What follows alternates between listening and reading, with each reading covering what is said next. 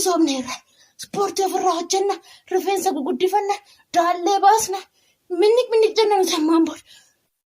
Ashamaa harka fuunee akkam jirtu nagaan siniif haa baay'atu jecha. Egaa har'a ispoortii hojjechuudhaaf dhufnee jirra. Ganniyyaa wajjiniin. Ispoortii. Nagaan siniif haa ta'u jecha otoo gara ispoortii kiyyaatti hin galin warroonni chaanaalii kootiif haaraa taatan subscribe godhaa. Warroonni immoo haaraa hin taane immoo like share gochuu hin dagatinaa siniin jedha. Faayidaa ispoortiin qabu maalidha? Keessallee barumsa qaba jechaadha. Fakkeenyaaf kutaa kiyya keessa hin jira. Kutaa koo keessa hin jira. Ispoortiin dhugumayyuu ispoortiin barbaachisaadha. Ispoortiin baay'ee barbaachisaadha. Qaama keenyaaf jechaadha. Ispoortii yeroo hojjettan amma fakkeenyaaf barumsiniif haa ta'u kan jedhana. Beesa yeroo dhumma hojii fixxaasa socho'a. Fakkeenyaaf akkas gaafa gadi jejjettan kun maqaan isaa kun burciin asii kun hin bada jechaadha. Akkasitti gadi jennaan. Lammaffaa immoo kun akkana ofirra taa'utti immoo akkanumatti manuma kutuma keessatti akkasitti jedhaa. Inni immoo maaliif si fayyada seetan? Kana baastu jechaadha. Daallee baastu. Okay? Malee yeroo baay'ee dubartoonni keenya nu jechaadha.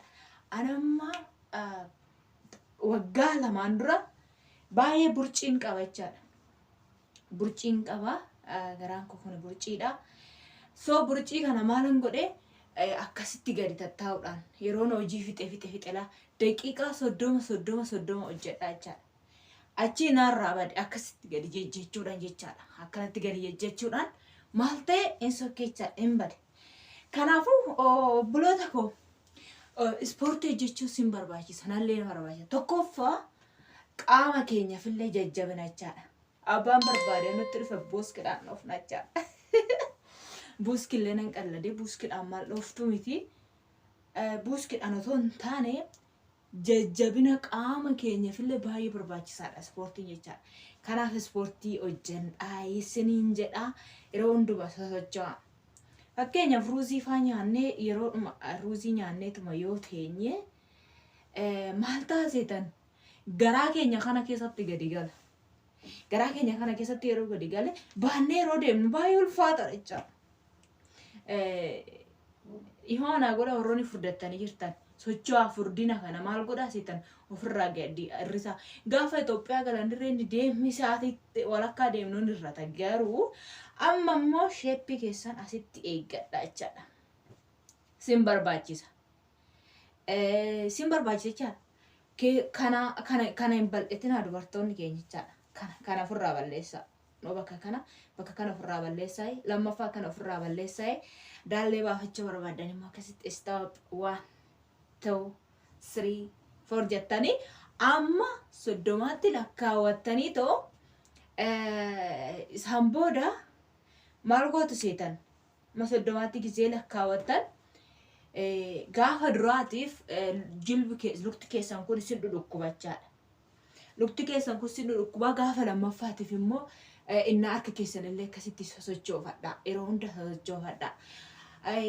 Hojiin mana madaamii yoo ispoortiidhaan tokko ilaa ispoortii miti inni hojjennee waarranneetu teenya hojjennee nyaannee teenya yeroo teenyu sana keessatti annu nama alatti gadi ba'ee qilleensa fudhatu miti. Lammaffaa kun akkasitti illee jedha jechaadha. Ogaa akkasitti jejjettaan qaamni keessan kun isa socho'aa deema.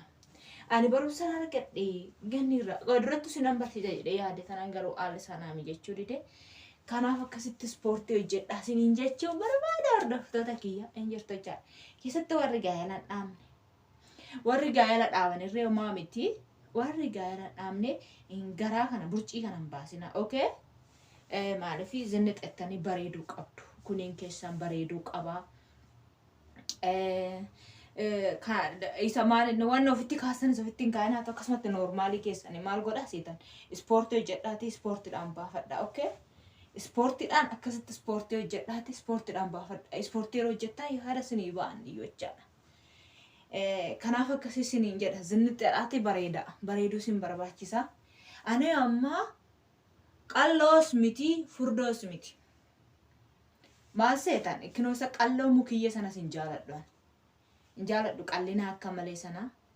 Furdina akka malee sanas immoo ani ofirraan balleessee sin hin jedheen jira. Furdinni koo yeroo duraatii fi ani amma addaan ani baay'ee ofirraa balleessee hin jira jechaadha. Na argitu sinuu maal isinitti immoo na barbaachisa. Nu argitaa argaa jirtu miti. Ani akkasittiin hojjedha. Ispoortii yeroo boqonnaa qabdan yeroo bakka iraftii keessanii akkatti hojjedha jechaadha. Siyaati 24 janjanaa haay bareedaa koo bareedduu gochaa ooltu. Bareeda fi bareedduun kee haa ta'u bilbila achi kaa'ee ta'e ispoortii hojjedhu siisi barbaachisa. Qaamni kee fayyaa argata. Lammaffaa atillee tsidditattee bareedda ishee hin bareedda dubartii. Dubartiin keessattuu warri gaa'ela dhaabdan illee homaa miti warri gaa'ela hin dhaabne musiinis hin barbaachisa. Dirqama ispoortii hojjechuu ispoortii hojjettanii qaama keessa zinnit gootanii bareeffachuus hin barbaachisa. Kanaaf akkasittiin hojjetadhaa bareeffadhaa qaama keessa indaallee baafadhaa saniin jedhaa. Bakka heerudha ganni yeroo akkasittiin akkas jettu sana baheessa odoo guyyaa hunda itti fuftee akkasitti hojjettee maal taaseetan ziqadha jiga inni kun jecha inni kun jiga inni asiin akkana babba'e kunis hin gadi jiga jechaadha. Lammaffaa immoo kanarree baasuu dandeessi. Oo akkasittiin jejjettee dhufu akkasitti jejjennaan baastan. Hordoftoota koo warroonni chaanaalii koo kana fara'ataa tanas maammaatiin haa ta'aa fi mee waan biraatiin hin jedhu daqiiqaa 30 galgala yeroo hojii xumurtaan akkasumatti kennu akkas jedha. Dugda keessan akkas qabaati ofirraa akka malee gadi akka taa'uun goonetti jechaadha. Akkasitti ispoortii jedhaa yeroo akkasittiin ispoortii jettan bakka shoo.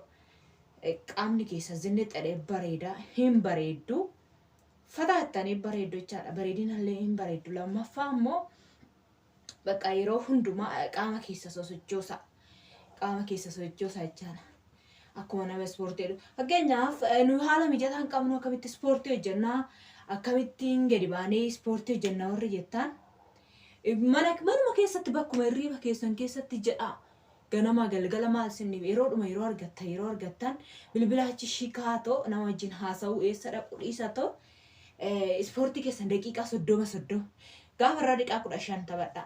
Gaafa lammaffaa immoo dandeessa 30 bakka 30 irratti dhaabdanii gaafa irraatiif sin dhukkubaa miilli keessan kun qaamni keessan kun sin dhukkubaa gaafa lammaffaa waan jedhu gaafa bakka torbee guutan isirii isaatu sin bareessu isinitti yeroo hunda ispoortii hojjettu jechaadha. Akkasittiin diina ofirraa ittiftu diina keessanitti diina ennaan immoo gaafa galtan gaafa kan gaala dhaabdan akkasuma warroonni gaala qabdanis immoo abbaa warraa rukutaa isiniin jechuu koomiti wanti isinii galuu qabu dhageessanii abbaa warraa osoo hin taane ofuma keessaniif bakka fayyaa keessaniif illee baay'ee gaariidha isiniin jedha waan dhaggeeffattaniif hedduu takka galatoomaa'i. Jiraadhaa ulfaadhaa isiniin jechuun barbaada yeroo gaarii naaf qabaadha. Warroonni maatii naaf hin taane asuma maatii naaf ta'a. Subscribe, like, share gochuu hin dagatinaa yeroo gaarii qabaadha. Ciao.